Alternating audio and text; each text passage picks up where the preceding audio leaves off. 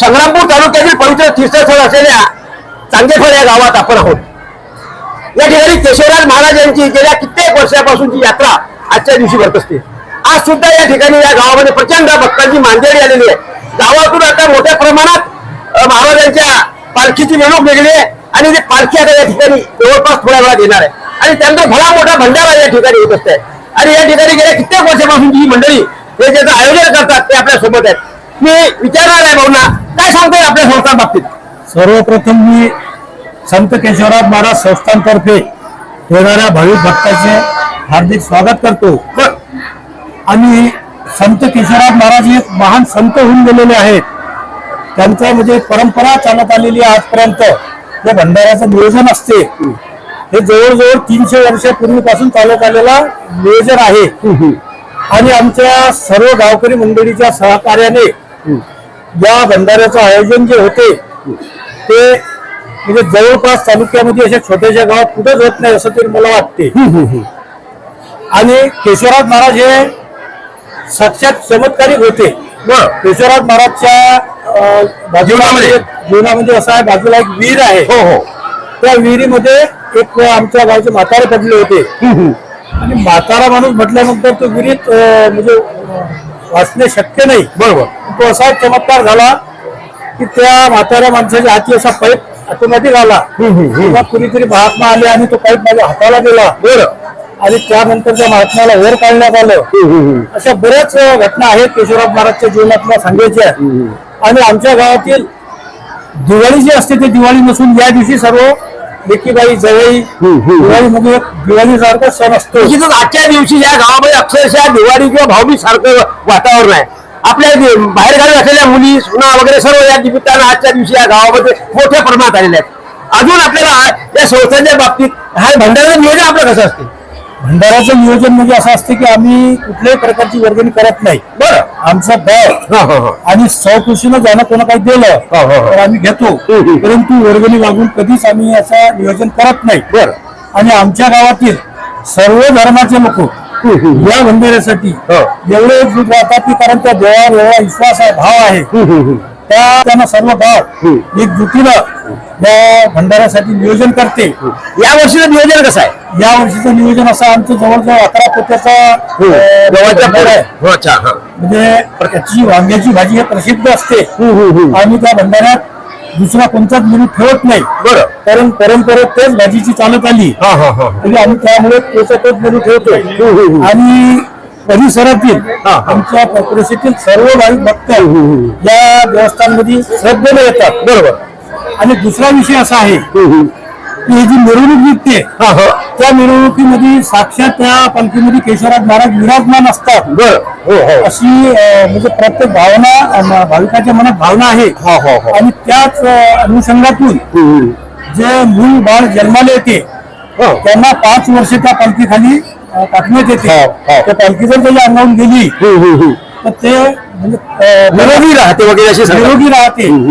ते अंधश्रद्धा नसून साक्षात चमत्कार आहे। बरं, आणि 5 वर्ष त्या बाळाला त्या पालखीखाली टाकले जाते। आणि दुसरा विषय असा, आमच्या गावातले जे लेकीबाई बाहेर गावाला गेलेले आहेत आणि त्यांची जे मुलं असतात लहान ते येणाऱ्या त्या पहिल्या भंडाऱ्याला सर्व इथे येऊन त्या पालखीखाली त्या मुलांना झोपवतात आणि देवाचा आशीर्वाद घेतात। सगळ्यात महत्वाचं म्हणजे या दिवशी आमच्या गावातलं सगळे लोक तन मन धनानं एवढं सहकार्य करतात आणि त्यांच्या सहकार्याने हा पिढ्यानपिढ्या चालत आलेला भंडारा याचे पिढी अखंड चालत राहील। निश्चितच एकंदरीत गेल्या कित्येक वर्षापासून या चांगेफळ गावामध्ये हे तीर्थक्षेत्र झालेलं आहे संग्रामपूर तालुक्यामधलं आणि आजूबाजूला सर्व परिसर आणि आजूबाजूच्या सर्व महिला आजच्या दिवशी मोठ्या संख्येने या ठिकाणी असल्यामुळे निश्चितच भक्तांची मोठ्या प्रमाणात मांदियाळी या तीर्थक्षेत्री आलेली आहेत। कॅमेरामॅन सुरेश प्रल्हाद दातार, साक्षीदार न्यूज, चांगेफळ, बेळगाव।